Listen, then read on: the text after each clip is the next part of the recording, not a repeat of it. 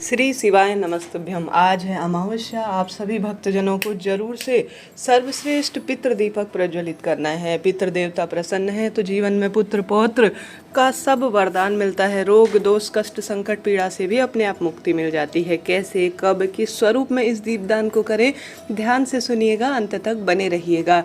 यह दीपदान कोई साधारण नहीं है, भाग्य प्रबल होने के लिए है, दुख दारिद्रता का दूर करने के लिए माना जाता है। पितरों के नाम से हमेशा भक्तजनों याद रखिए, लंबी बत्ती लगती है। आप सभी लंबी बत्ती का चुनाव करें और इस दीपक की सर्वश्रेष्ठता को जानें और अपने आप में इस कार्य को करने का प्रयत्न करें। देखिए, तिल का तेल या घी का दीपक आप प्रयोग में ले सकते हैं। सरसों के तेल की कोई महत्वता नहीं है, इस चीज़ को भी नोट करते हुए चलिएगा। पितृ देवता सब देते हैं, अगर आप उन्हें सच्चे भाव सच्चे मन से प्रसन्न कर लेते हैं तो आप स्वधा माता का नाम, सोमक पितृ का नाम लेकर अपने घर की रसोई में चले जाएं। यह कार्य आप सुबह भी कर सकते हैं। सुबह किसी कारण से नहीं कर पाए हैं तो शाम को भी कर सकते हैं। शाम को आप सभी को सुंदर भाव सच्चे मन से पितृ देवताओं का ध्यान करते हुए घर की रसोई में, संभव हो तो धर्म अर्थ काम मोक्ष की प्राप्ति के लिए चौहों दिशाओं से पितृ कृपा हो, ऐसी प्रार्थना करते हुए आप चौमुखा दीपक जला सकते हैं। चौमुखा दीपक ना जल पाए तो आप सामान्य लंबी बत्ती का घी या तिल के तेल का दीपक अपने घर की रसोई में ले जाएं। स्वधा माता सोमक पितृ का नाम लेकर एक चावल का दाना लीजिए। देखिए, चावल का दाना हर स्वरूप में सुख देता है, रोग दोष कष्ट संकट पीड़ा से भी मुक्ति करता है।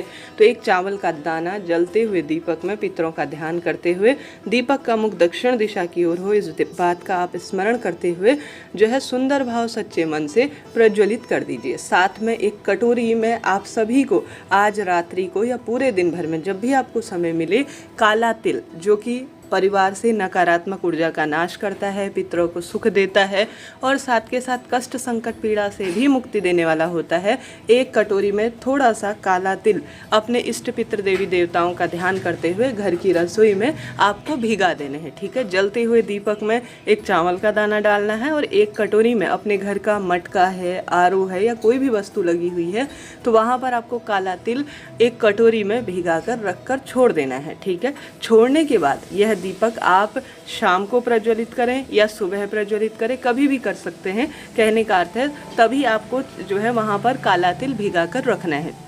भिगा कर रखने के बाद इस काले तिल की, जैसे दीपक तो ठंडा हो जाएगा, रात्रि भर जलेगा या थोड़ी 1-2 घंटे 10-15 मिनट जितना भी जलेगा, आपको जलते हुए दीपक को देखकर प्रार्थना करनी है कि हे पितृ देवता, आपके लिए मार्ग प्रशस्त हो और मेरे जीवन में भी तरक्की की राह खुलें और परिवार के रोग दोष कष्ट संकट कष्ट कट जाए, ऐसी प्रार्थना करते हुए आपको स्मरण जरूर करना है।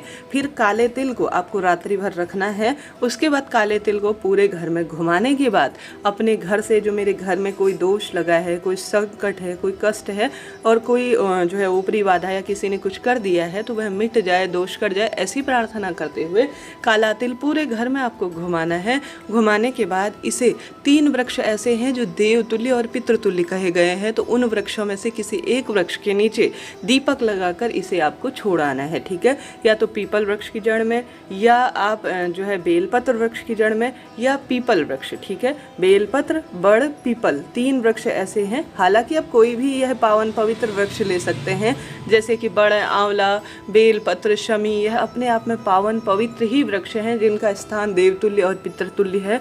अगर कोई वृक्ष ना हो तो इन 4-5 स्थानों में से कहीं भी आप जो है जो पावन पवित्र वृक्ष बताए, जिनका शास्त्र प्रमाण मिलता है, जो मैंने बताया उनमें भी आप समर्पित कर सकते हैं। नहीं तो इन पवित्र वृक्षों में से किसी भी वृक्ष की जड़ में दीपक लगाकर आप इस काले तिल को घर के सदस्यों का स्पर्श कराकर, जो रात्रि भर आपने घर में भिगाए हैं, घर की रसोई में दीपक लगाकर आपको छोड़ देना है। जो दीपक आपने चावल का दाना रखकर पितरों के नाम से रखा है, आटे का या मिट्टी का जैसा भी लिया है, उसे आप छोड़ दीजिए, प्रवाहित कर दीजिए, कहीं विसर्जित कर दीजिए या डस्टबिन में छोड़ दीजिए। दोबारा इसे प्रयोग में ना ले, कहने का अर्थ है। तो यह बात हो गई पहले दीपक के उपाय की। बात कर लेते हैं दूसरे दीपक के उपाय की। आज गुरुवार का दिन है और गुरुवार की तिथि अपने आप में श्री नारायण को समर्पित है। ऐसी स्थिति में पितृ देवताओं को प्रसन्न करने, श्री नारायण को प्रसन्न करने के लिए आज आप सभी ज़्यादा से ज़्यादा भगवान का सुमिरन करें। है, पीपल वृक्ष की जड़ में, और जो केला होता है और बेलपत्र, यह 3 वृक्ष श्री नारायण महादेव और पितरों के स्वरूप माने जाते हैं। तो इन वृक्षों की जड़ में आपको विशेष दीपदान जरूर करना है। जैसे कि आज आप पीपल वृक्ष की जड़ में पितृ देवताओं के नाम से लंबी बत्ती का दीपक जरूर लगाएं, और साथ के साथ आज जो गोल बत्ती का दीपक है वह केले वृक्ष की जड़ में जरूर लगेगा, क्योंकि श्री नारायण का वहाँ पर स्वरूप है, और गुरु ग्रह मजबूत हो तो संतान सुख सब कष्ट मिट जाते हैं। इसके साथ ही बेलपत्र वृक्ष महादेव का स्वरूप है, तो वहाँ पर आप दीपदान करें। भाग्य की रेखाएं प्रबल हो रही है और सांसारिक कष्ट पीड़ाओं से भी आपको मुक्ति मिलेगी। अमावस्या तिथि कोई साधारण नहीं है, भाग्य प्रबल करने, दुख दारिद्रता का अंत करने के लिए होती है। आज आप अपनी इच्छा शक्ति सामर्थ्य अनुसार गौ माता को मीठी रोटी, या आप घर में खीर बनाते हैं, पूरी बनाते हैं, तो गौ माता को खिलाएंगे। ऐसा ना कर सके तो आप सोमक पित्र और स्वधा माता का नाम लेते हुए गौ माता को गुड़ और कुछ चीनी शक्कर वगैरह रखकर जो है रोटी जरूर खिलाएं। ऐसा करने से दुख दारिद्रता का अंत होता है, संकट कष्ट भी मिट जाते हैं। साथ ही आज की तिथि बहुत श्रेष्ठ है। ऐसी स्थिति में आप एक सर्वश्रेष्ठ और उपाय कर सकते हैं। यह उपाय अमावस्या के दिन बहुत सुख देता है। आपको लाल या काले रंग का एक धागा लेना है, ठीक है। जिनके संतान प्राप्ति की दिक्कत है या कोई रोग बहुत अधिक परेशान कर रहा है, सांसारिक कष्ट पीड़ा उसे तंग कर रही है, हर स्वरूप में वह व्यक्ति दुख पा रहा है, तो उस व्यक्ति को आज रात्रि को या आज शाम के समय एक काम जरूर करना चाहिए। लंबाई के बराबर सर से लेकर पैर तक का एक धागा आप नाप लीजिए, ठीक है। नापने के बाद आप सभी को उस व्यक्ति के ऊपर से नापना है। कहने का अर्थ है जैसे कोई भी व्यक्ति बीमार है, सर से लेकर पैर तक लाल या काला, देखिए लाल का संबंध मंगल से होता है, काले का संबंध शनि राहु से होता है। या तो लाल धागा लीजिए या काला धागा लीजिए। यह शनिवार के दिन बहुत उत्तम माना जाता है। इस जो है नाप लिए हुए धागे की बत्ती बना लीजिए, ठीक है। ज़्यादा बत्ती नहीं बनेगी, छोटी सी ही बत्ती बनेगी, परंतु इस बत्ती को आपको बना लेना है अच्छी तरह से स्वरूप देकर। इसे ले जाकर पीपल वृक्ष की जड़ में, ठीक है।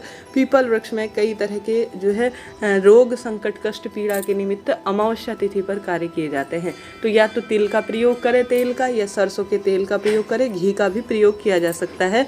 इस दीपक को ले जाकर उस व्यक्ति का नाम गोत्र बोलकर, ठीक है, उस व्यक्ति का जिसके निमित्त आप पीड़ा कष्ट मुक्ति के लिए कार्य कर रहे हैं, संतान सुख के लिए कर रहे हैं और सब कार्य की सिद्धि के लिए कर रहे हैं, उस व्यक्ति का नाम और गोत्र लेकर आप सभी को इसे जो है पीपल वृक्ष की जड़ में एक लौंग का जोड़ा रखकर प्रज्वलित कर आ जाना है। अमावस्या की रात को या अमावस्या की शाम को नाप लिए हुए धागे के साथ जो भी तिल या सरसों के तेल या घी का प्रयोग करते हुए पीपल वृक्ष की जड़ में इस दीपक को लगा देता है, उसके संकट कट जाते हैं, संतान संबंधी परेशानी दूर होती है, चिड़चिड़ प्रवृत्ति है, क्रोधी स्वभाव है या कोई गलत दुर्व्यसन करता है और कोई ना कोई पितृदोष बंधन सांसारिक कष्ट उसे सता रहा है, तो उन सांसारिक कष्टों से मुक्ति मिलती है और सब कार्य ही स्वतः बन जाते हैं। तो आपको करना जरूर है, सब परेशानियां दूर होंगी, दुख दारिद्रता का अंत होगा। तो कुछ भी ना कर सके तो इन कार्यों को करें, ऐसा न कर पाए तो कोई बात नहीं। आज शिवलिंग पर कच्चा दूध, काला तिल और जो है जौ समर्पित करें और गंगाजल समर्पित करें। यह सभी चीज़ें पितरों से संबंध रखती हैं। अपने घर के दरवाजे पर दीपदान करें, तुलसी में दीपदान करें, घर की रसोई में सामान्य पितरों के नाम से दीपदान करें। एक समय का भोजन आज दान कर सकते हैं। आज हरियाली अमावस्या है, हरी रंग की वस्तु का दान करने का, पीले रंग की वस्तु का दान करने का भी प्रावधान है। पितृ चालीसा, पितृ गायत्री मंत्र, स्वधा स्रोत का भी पाठ करने से पितृ प्रसन्न होते हैं। ओम नमो भगवते वासुदेवाय श्री शिवाय नमस्तुभ्यम महामंत्र का भी आज के दिन आप जाप कर सकते हैं। राधे राधे, हर हर महादेव।